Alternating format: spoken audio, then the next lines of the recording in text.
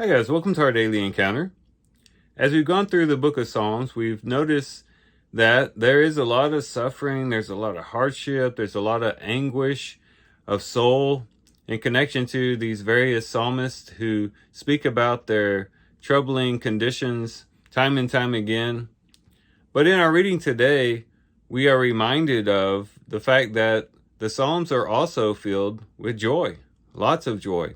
As a matter of fact, if you wanted to summarize our reading today, it would be worship and joy. And some key verses that point to this is Psalm 98 and verse 4, where it says, "Shout joyfully to the Lord, all the earth. Break forth and sing for joy and sing praises. Sing praise to the Lord with the lyre and the sound of melody, with trumpets and the sound of the horn. Shout joyfully before the King, the Lord."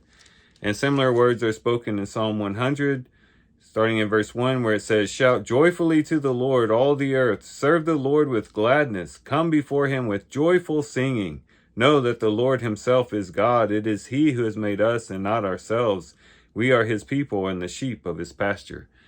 And this worshipful joy, this worshipful trust in God and his justice and his righteousness just really bleeds through the pages of these various Psalms that we read today. And what this shows us is that joy and worship are woven together. Worship brings joy.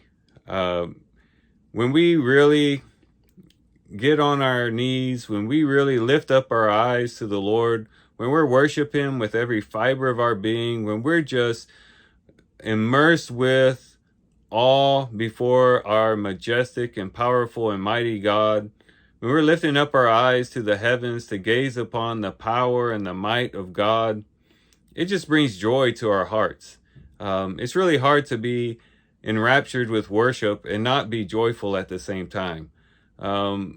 Worshiping the Lord has a way of lifting up our spirits and lifting up our hearts and pouring forth that joy that comes as a residue of worship.